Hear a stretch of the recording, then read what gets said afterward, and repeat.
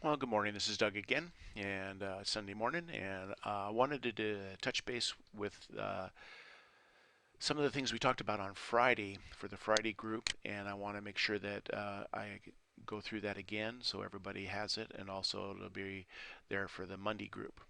Um, One of the things I wanted to talk about was the fact that even though you've seen me drawing strictly new projects, or actually not new projects, new individual drawings, I want you to I want you to get in the habit of doing projects because if you don't get in the habit of doing projects later on, it's going to come back and haunt you. So we're going to try and work through that here. Okay. So this is the just opened up Inventor as you see, and I have a choice. I can go to new, I can go to open, I'm going to go to projects. I'm going to pick projects. This is what we should be doing every time. Okay. Projects, and it gives me you see the projects I have in here. I only have one in here right now, and some tutorial files.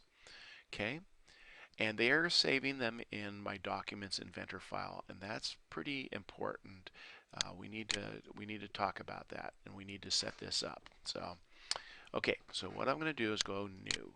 Okay, we don't want to use. I'm not going to make it a vault project because this is not a group project, so it's going to be a single user project. So I'm going to go pick that button and go to next. And then I'm going to pick the project name. And in this case, I'm going to type in EX3-1, which is exercise 3-1. Okay.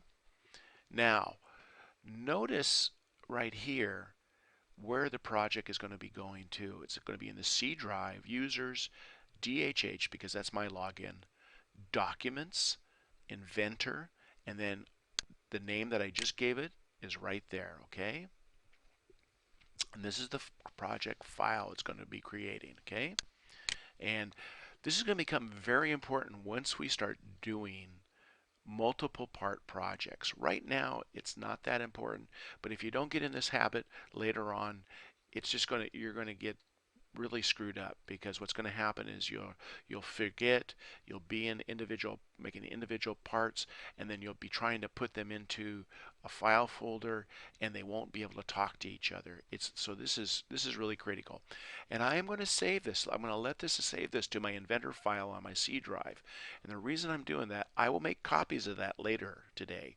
But for right now, I want it in one place where I know it goes and where Inventor knows that it goes, and that's the important where Inventor knows that it goes. Okay, so I'm going to go next, and I'm going to go finished, and it says the project path you entered does not exist. Should it be created? And I'm going to go OK. Now you can see that that project has been created and it's highlighted. The one thing it is not done is it's not checked. So I'm just going to double click on the highlight. And now you notice it's checked. So this is now the project that we are working on. And I'm going to go to Done. And we are working in that project. So off we go. So we're going to do our first exercise of week 3 here. Okay. So as part of that, I need to do is I need to open up my new drawing. And so I'm just going to go new. I'm going to go into metric. I got a metric drawing. I'm going to use my metric part, and I'm going to go OK. And here we go. I'm going to pick my circle. I'm going to draw it. I got my direct entry, and I missed my direct entry. Bummer. But I can always double click on it and dimension it here. So pick it and dimension it. I missed my direct entry. What a way to go, Doug.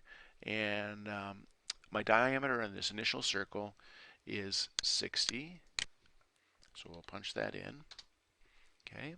Let's see if I can do a little better this time. Pick center here.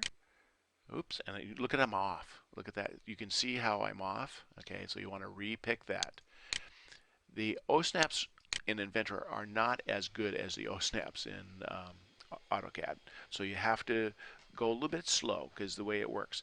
Now, in the exercise, it's showing a radius of 45, so that would be a diameter of 90. So I'm going to put that in now. Okay. And then I am going to draw a line here, So I'm going to pick my line command, and I'm going to come down here and I'm going to pick a line, and I'm going to draw it like that. Okay, and then I'm going to dimension this line, and my overall dimension for the whole project is, for the line here, is 250. Okay, and then I'm going to station that off the center here, and I want it to be in the center. Now here's a trick I can do. I can go 250. Oh no, actually we go, if we stop here and I look up at this dimension here, it says D2, right? D2. Okay, so I'm going to come in here and I'm going to go D2 divide by 2. Okay, ready? Watch this. And okay, now you can see that's happened. Watch what happens if I change this dimension and I go to 400. They changed equally. Isn't that just? This is the parametric part of this program that just I absolutely find fascinating. Okay, so it's just too easy. Now we want to denote the dimension from the center down to our line here, and we'll double click, and that dimension all the way to the bottom is 70, so I will give it that dimension. Okay, and then it looks like I have an offset here, so I'm going to go to my offset here, and I'm going to pick my line and pull it up. Okay, and I'm going to dimension it while I'm here, and that is 3. Okay,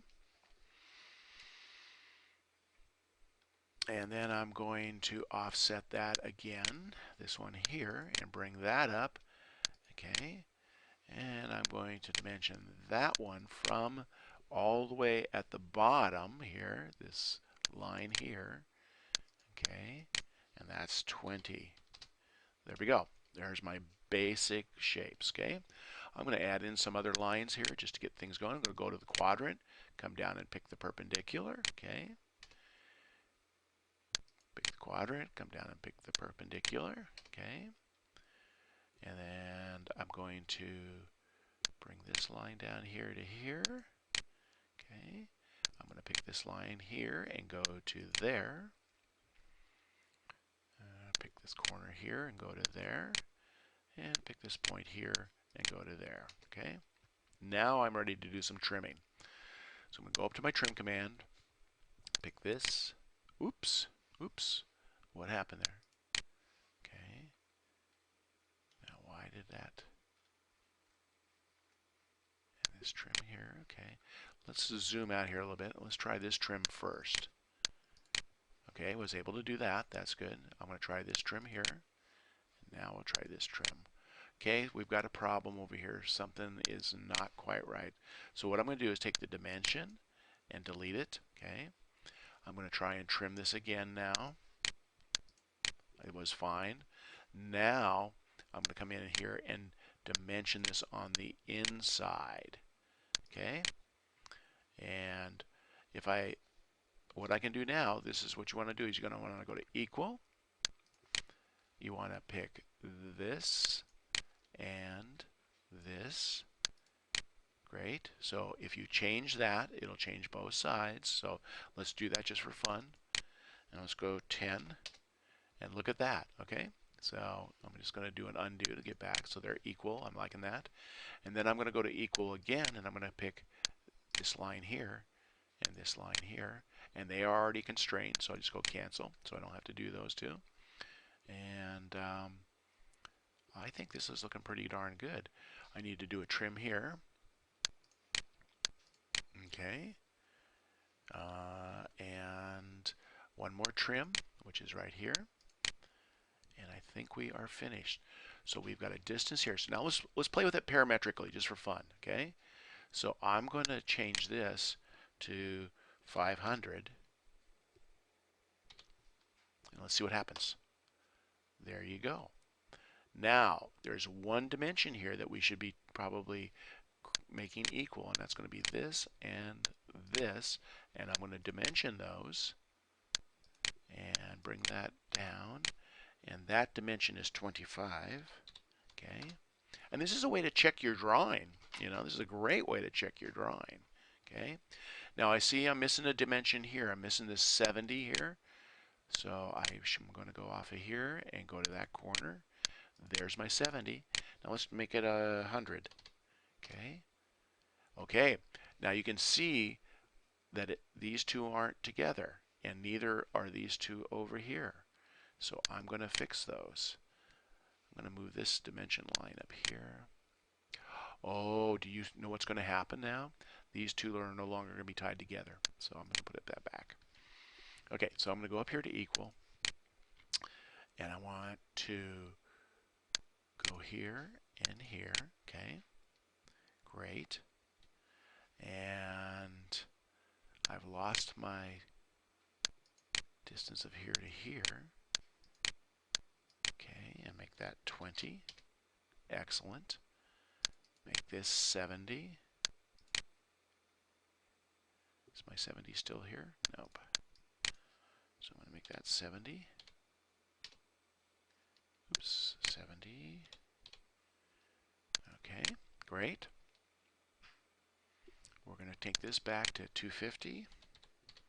And that's just to show you how the parametric works.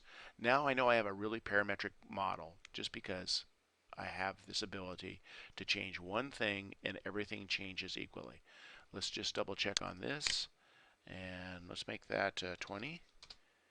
Oops, wrong way, Doug. And we're going to do undo.